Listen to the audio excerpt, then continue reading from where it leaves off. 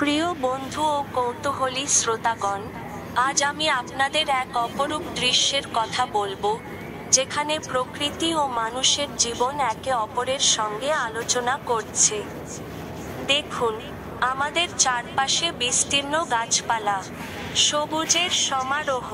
এই সবুজ গাছের মাঝে দাঁড়িয়ে আছে গাঢ় ডাব গাছ, যার প্রতিটি ডাব আমাদের জীবনের গৌরবের প্রতীক।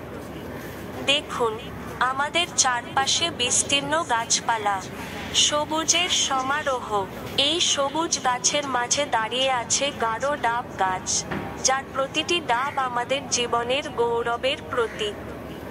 শুনুন সেই পাখিদের কণ্ঠ, কেমন মিষ্টি সঙ্গীত, যেন প্রকৃতির কণ্ঠস্বর। তাদের ডাকাডাকি যেন এক গভীর আলাপ। এরা আমাদের দরজায় একটি নতুন সূর্যোদয়ের আভাস নিয়ে এসেছে। কিন্তু একটু সামনে দেখুন, বড় বড় দালান প্রতিষ্ঠার এক নতুন পথ খুঁজে পাচ্ছি। আপনারা কি কখনো ভেবেছেন, যেখানে আমরা নগর সভ্যতার মাঝে আছি, সেখানে কি আমাদের মন ও আত্মা এত সবুজ ও প্রকৃতির মাধুরীতে সিক্ত হচ্ছে? আমাদের কি এই পাখিদের গানে অবাক হবার সুযোগ আছে, নাকি আমরা একাকী, অতৃপ্ত? প্রকৃতি আমাদের জানান দেয়, একসাথে থেকে আমরা সবকিছুতে সার্থক। সবুজ গাছপালা, ডাব, পাখির গান, এসবই আমাদের জীবনকে জীবন্ত রাখতে চায়।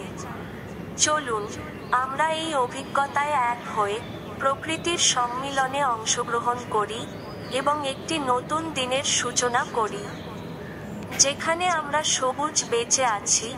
আরও প্রাকৃতিক সমাজের স্বপ্ন দেখতে পেরে আমরা নতুন উৎপাদনের জন্ম দিই। আপনারা সবাই থামুন, ভাবুন এবং শিখুন। এটি কেবল আমাদের নয়, এটি আমাদের প্রকৃতি, আমাদের অস্তিত্ব।